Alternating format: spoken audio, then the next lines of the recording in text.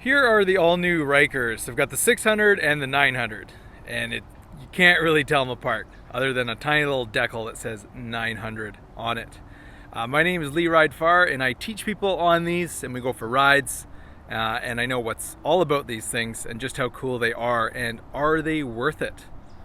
Because it is the smallest three-wheeler on the market. There's nothing else like it. So this is a really cool new product that Can Am has made. And I wonder if it'll start a new section or niche of the market as well. So let's go through it and see what's good about them and see if there's anything bad about them. They have a lot of similar controls to a motorcycle. Same idea with the bars and the foot controls. So you'll have like the kill switch and the start button right there, throttle. You got no levers to worry about. Your left foot doesn't have to worry about anything. The right foot, that's where the brake pedal is.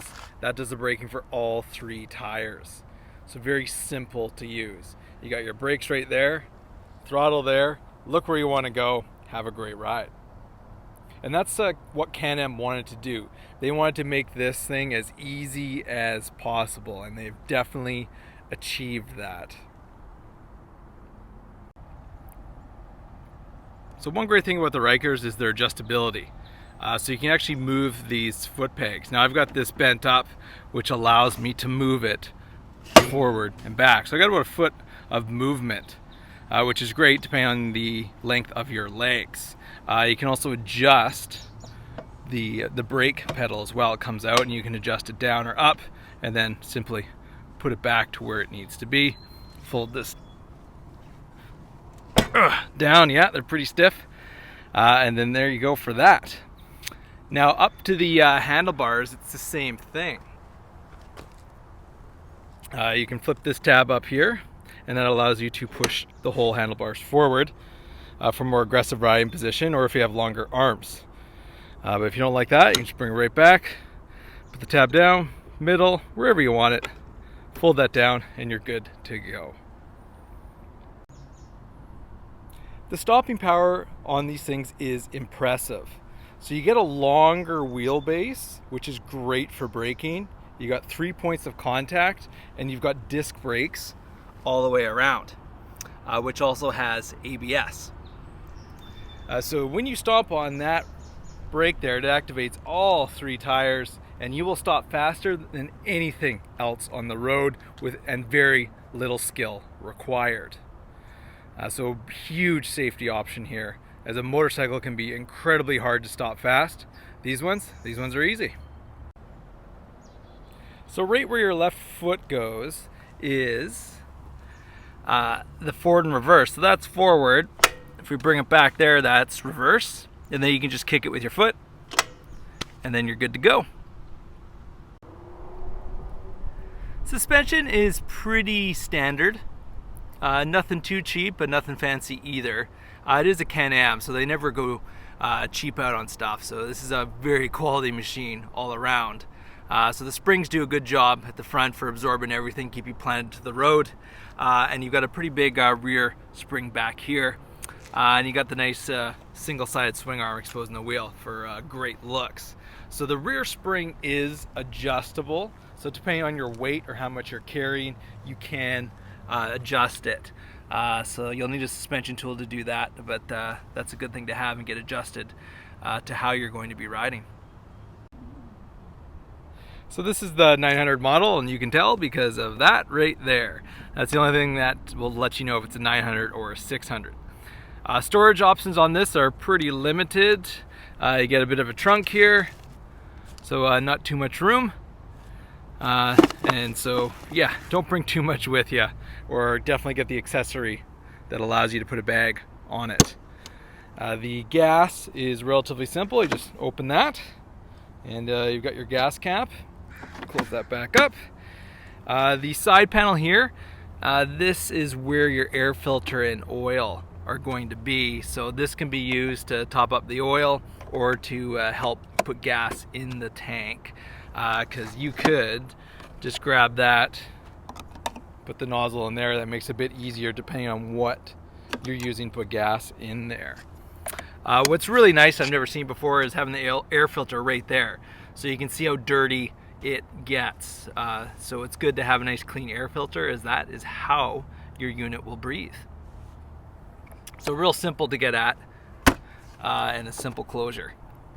But another thing being so simple is, I hope no one would mess with it, because it's pretty easy to access everything on here.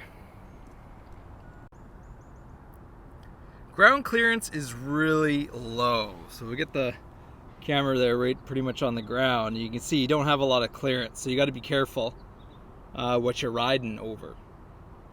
So if you're riding down the road and there's a big rock, you're gonna have to totally avoid it or try to aim it between the body and the tire there. Even then, if it's big enough, you don't want to be messing with those control arms and suspension. Another thing to note is the radiator is right there, and the only thing that's in front of it is just plastic. So not a lot of protection for bigger rocks. I would definitely recommend getting some sort of metal grate put on there if possible, because just like motorcycles, it's very exposed. So it's low to the ground and the radiator is very exposed. Two things that concern me, especially being a motorcyclist as well. So here's the difference between the Rally Edition and the Standard Edition. The Standard one, this is a 600, fairly low to the ground. Then over to the Rally, much higher off the ground as well, which is good. Because the Rally Edition is not going to be hitting any speed bumps or bottoming out. It also has a nice meatier rear tire as well. So you do have to be more careful with the clearance of your 600cc, 900cc standard Ryker. But the Rally, much higher off the ground, will take on anything that the road has. So that's one big difference and one good reason to go to the Rally over the regular one. The dash of the Ryker is pretty basic.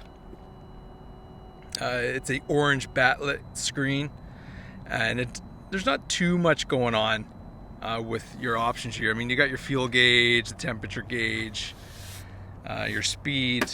Let's just start it up here. So you get your RPMs are there. The buttons here will give you a few options like trip and time, and your fuel stats. But really, if you're riding these things, you really care about fuel mileage. But I get it. People want to know. So pretty basic. It can be a little harder to read in the sun. It could be a better unit for brightness there, but it's good enough. And a word of warning, if you're riding in the rain, so you're not very protected at all, I'd recommend you get a windscreen, especially for the wind protection. But if you're going to go through puddles, that tire will go through it, and while it's got a lot of fairing protecting it, any water that it goes through will just soak your feet and lower legs. So either don't ride it in the rain, avoid puddles if you can, or you're just gonna have to bring your feet up and out of the way as you ride through that puddle. Underneath the hood, you've got your battery, which is nice and easily accessible. Comes with the battery charging cable, which is nice. The fuse box is right there. You got your horn, bit of coolant, so pretty easy to see what's going on the inside of your Ryker, which is nice because sometimes it's just really hard to get at things. Not the case here. The looks of the Rykers, it's pretty cool.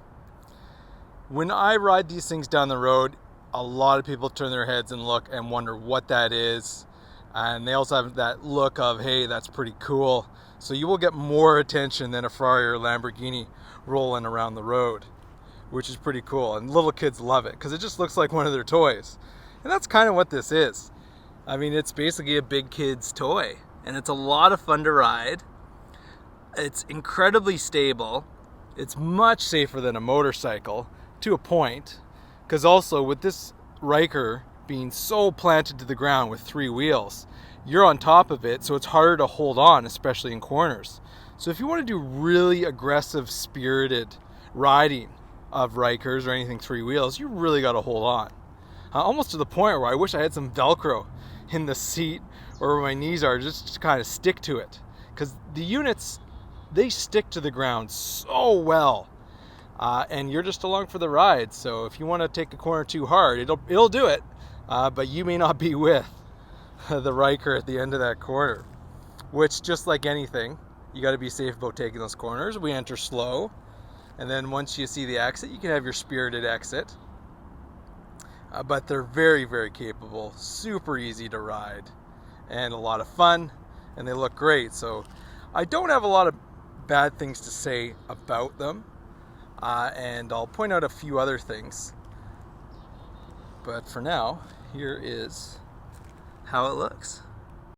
As I mentioned before, I'm an instructor for three-wheeled Rykers, the Spider, and even the larger ones, and as well as I teach people on motorcycles. So I have a good understanding of both, and I do like motorcycles, and I like these. I still like motorcycles more, but that's just me. But if you're looking for a very safe alternative while still getting that experience of riding, the Ryker is a great option. I didn't know a whole lot about three wheels before this, and now that I spent a lot of time on it, I'm very, very impressed. So anyone who buys and rides one of these, or just rides it, you're gonna get a smile on your face. How much of it, I don't know. It really depends on you. But it is a much safer approach to riding versus two wheels. And so that also allows a lot of people to get into riding, whereas they just don't want to ride motorcycles or they don't think it's safe enough, which are very valid. So getting into a Can Am three-wheeler like the Ryker is a great option. And they're priced at up here in Canada, it's just over 10 grand for the 600. Then it's starting at 12 and higher. And then once you get into, the Rally Edition and some options, I mean, it can go to 20 grand. So it can add up a lot. But having the 600 as an option is great. The 900 is very cool as well. So how do you choose? Do you want to ride the 600 or the 900? 600, 900. It's up to your style of riding. So if you want to be more of a spirited pace out there and you don't mind getting a stack of speeding tickets, then the 900 is going to be your choice. It's a lot of power. It's a lot of fun. It is hard to keep that under a reasonable amount of speed. It's very easy to do, but it's all on you. If you want to speed, that unit will do it. And the 600 is no slouch either. It moves pretty good as well. So you're still gonna be faster than most things on the road. But I do notice that the 900 is a little too twitchy. So it's not too relaxed and wants to go, go, go. And the 600 is more relaxed and it can still go. So both are great choices, but what size you choose is really up to you.